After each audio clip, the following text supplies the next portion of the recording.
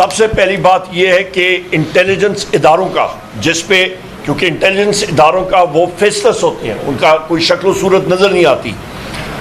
جو الیکشن ہوا تھا اس پہ واضح طور پہ آپ کے انٹیلیجنس ادارے جس میں ISI, MI, IB, FIU اور اسپیشل برانچ شامل ہے، ان کا ٹوٹل عمل دخل تھا. اس میں کوئی شک شبے کی بات نہیں ہے.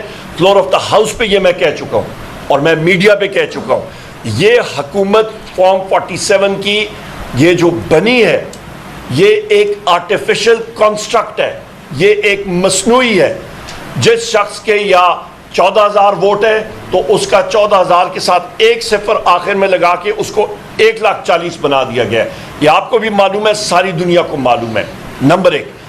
نمبر 2، ایک ملک میں سب سے اہم چیز جو ایک سٹرکچر ہوتا ہے جغرافیائی سرحدوں کی حفاظت کا، وہ افواج ہوتی ہیں.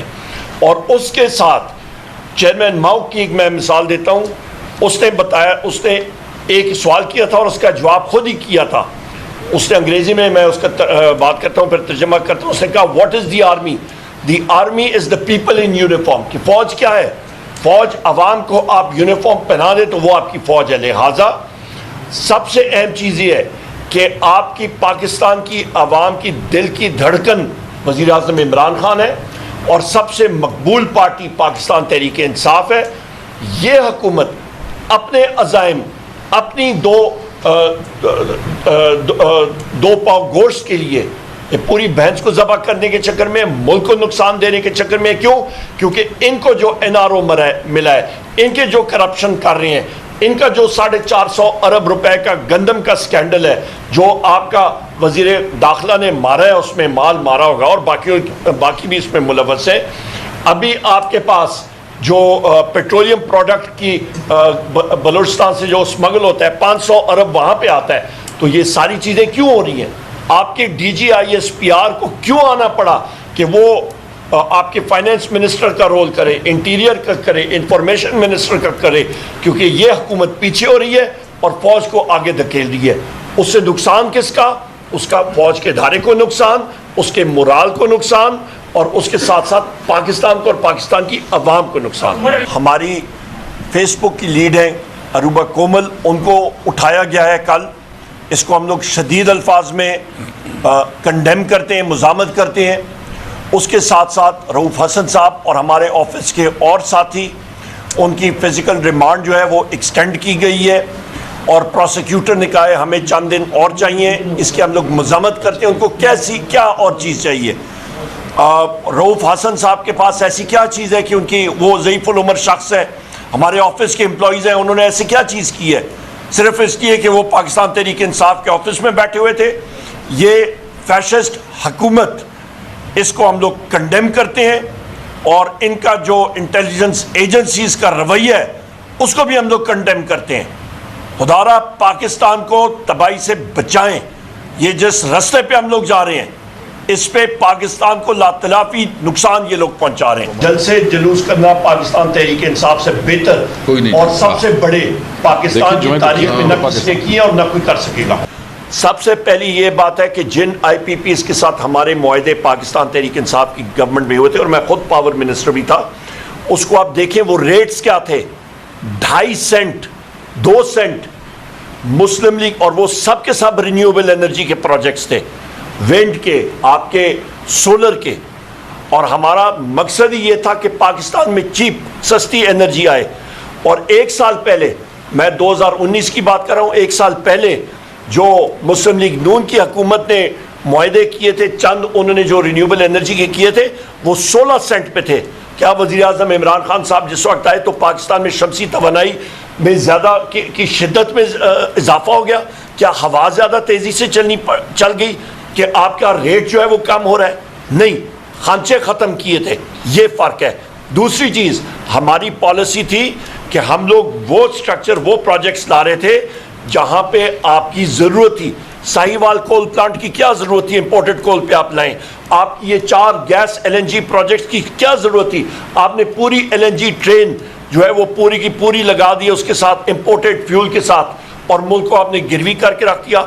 جو آپ کا سٹرکچر ہے، آپ کا، میں ٹیکنیکل ڈیٹیلز میں نہیں جانا چاہتا پر آپ کو میں موٹا موٹا بتا دوں، آپ کا جو کانٹریکٹ سٹرکچر ہے جو مسلم لیگ نون نے کیا تھا اس کو انگریزی میں کہتے ہیں فرنٹ لوڈڈ ٹیک اور پے کانٹریکٹس، اور اس کے ساتھ ساتھ اس کی جو مدت ہے وہ 10 سال کی ہے. اس کا مطلب یہ ہے کہ آئی پی پیز کو آپ پہلے 10 سال میں سارا سود دے رہے ہیں، فرنٹ لوڈ کر رہے ہیں، اس کے بعد 25 سال کا پروجیکٹ ہے وہ گئے مزے کر رہے ہیں. نہیں ایک سیکنڈ آپ بات سن لیں تحمل سے. اس کے بعد جناب والا انہوں نے تو مزے کر دیے. دوسری چیز جو ہم نے اپنے ٹائم پہ کیا تھا وہ یہ تھا کہ اس سارے سٹرکچر میں وہ بہانہ کرتے ہیں کہ یہ حکومت پاکستان ایک ہی مارکیٹ مطلب بائر ایک ہے.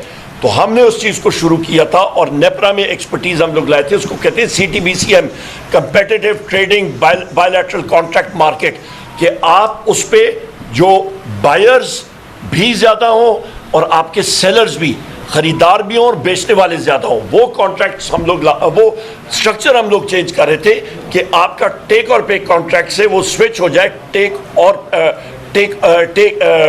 پے سے ٹیک اینڈ پے پہ آ جائے. لہٰذا یہ ساری چیزیں ہم لوگ کر رہے تھے جو اس وقت کی حکومت نہیں کر پا رہی. اور یہ کانٹریکٹس غلط فیول مکس فاسل فیول پہ یہ مسلم لیگ نون کی حکومت نے ان کو لاک ان کیا تھا. ہم لوگ دیکھیں جس وقت ہم لوگوں کا الائنس ہے، ہماری الائنس میں 6 پارٹیز ہیں. تحریک تحفظ آئین پاکستان جس میں ایک پارٹی جو ہے وہ پاکستان تحریک انصاف ہے. اس پہ آپ کو معلوم ہے ہمارے اس الائنس کے سربراہ جناب محمود خان اچکزئی صاحب ہیں. جو ہمارا وہاں پہ فیصلہ ہوگا وہ الائنس کے پلیٹ فارم سے ہوگا. ہم لوگ جماعت اسلامی کو اس وقت جس وقت سراج الحق صاحب موجود تھے بحیثیت پریزیڈنٹ جماعت اسلامی امیر، اس وقت ہم نے جا کے اسد کیسر صاحب بھی موجود تھے، ہم لوگ سارے ان سے ملے بھی تھے. اچھا سر، ایک آپ نے اس حکومت پر الزام لگایا اپوزیشن لیڈر نے کہ وہ یہ ساری چیزیں کر رہی ہے، لیکن گزشتہ کچھ 7 ماہ یا 1 سال کر لیں جب سے پریشانی شروع ہوئی PTI کے خلاف کریکڈاؤن ہوا، آپ نے حالیہ دنوں میں کہا کہ یزید تک کے الفاظ ادا کیے، اس کے علاوہ کہا کہ جنگل کا بادشاہ ہے وہ یہ سب چیزیں کر رہا ہے.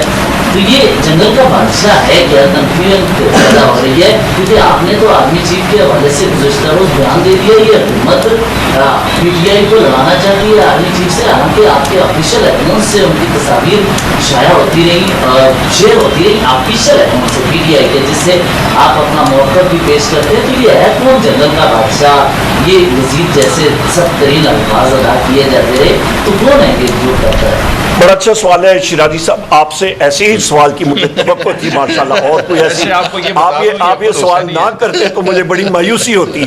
نمبر 1 شیرازی صاحب آپ کی بات آگے بڑھاتے ہوئے ماشاءاللہ جو میرا موقف تھا وہ میں نے پریس کو میڈیا کو بڑی کلیئرٹی کے ساتھ بتا دیا ہے. جو وزیر اعظم عمران خان صاحب کا میسج تھا کہ ایک ملک میں 3 جو آپ نیشنل سیکیورٹی جو پالیسی ہوتی ہے اس پہ آپ دیکھ لیں کہ جغرافائی سرحدوں کو آپ کے جو جز سپورٹ کر رہے ہوتے ہیں اس پہ آپ کی نمبر 1 کریڈیبل ڈیفنس چاہیے ہوتا ہے، مضبوط دفاع. نمبر 2 آپ کی اسٹرانگ اکانومی، آپ کی مضبوط معیشت. اور نمبر 3 نیشنل کوہیژن، قومی ہم آہنگی. ماشاءاللہ اس رجیم نے، شہباز شریف کی رجیم نے، اس نے پوری کوشش دن رات کی لگا کے کر دی ہے کہ وہ یہ تینوں ستونوں کو ایک ایک کر کے کو کمزور کرے، اس پہ سے طاقت نکالے. نمبر 1 معیشت کا بیڑا غرق کر کے رکھ دیا. لنڈن پلان کا حصہ تھا جنرل باجوہ اور یہ لوگ لگے ایک مضبوط معیشت اور حکومت وزیر اعظم عمران خان صاحب کی جو 6% گروتھ ریٹ سے بڑھ رہی تھی. اگلے سال آ کے اس اقدار فائنینس منسٹر بنا، اس نے اٹھا کے سیدھا کھائی میں پھینکا. مسلم لیگ نون کی حکومت تھی، معیشت کا بیڑا غرق کر کے رکھ دیا. نمبر 1 جز آپ کا قومی سلامتی کا، وہاں پہ آپ نے اس کو کمزور کر کے رکھ دیا. دوسرا قومی ہم آہنگی، بلوچستان سے دے کے خیبر پختونخوا، پنجاب، سندھ، ہر جگہ پہ افراتفری، آزاد کشمیر، گلگت بلتستان، یہ موجودہ رجیم اس کی رسپانسبل ہے. کل جو مارنگ بلوچ صاحبہ کے ساتھ ہوا گوادر میں ان کے ساتھیوں کے ساتھ، کنڈیم کرتے ہیں ہم لوگ. کیوں فائرنگ کی گئی؟ نہیں ہونی چاہیے یہ چیزیں. یہاں پہ مارنگ بلوچ صاحبہ کو پچھلے دنوں 1.5-2 مہینے پہلے پریس کلب میں، بلوچستان کوئٹہ پریس کلب میں جا رہی تھی، AC نے جا کے تالے لگا دیے. کیوں تالے لگا دیے؟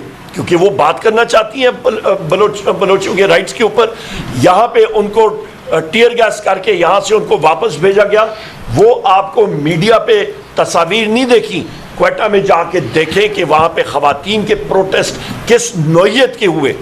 ہوش کے ناخن لو, ملک کے ساتھ کھلواڑ کر رہے ہو. اور تیسری چیز, دونوں چیزیں, قومی ہم آہنگی آپ کی متاثر ہوتی ہے, معیشت آپ کی متاثر ہوتی ہے. تیسرا آپ کا کریڈیبل ڈیفنس, ایک مضبوط دفاع.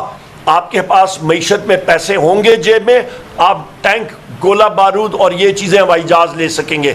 نہیں ہوگا تو ملک جو ہے وہ انڈینجر ہو جاتا ہے. سب سے پہلی بات یہ ہے کہ Pakistan federal union of journalist کا گجرانوالہ میں انعقاد ہوتا ہے, یہاں پہ ساتھی شاید ہوں, وہاں پہ ہوتا ہے جی. انہوں نے مجھے بلایا اپوزیشن لیڈر کو وہاں پہ ایز چیف گیسٹ اور وہاں پہ بات چیت کرنے کے لیے.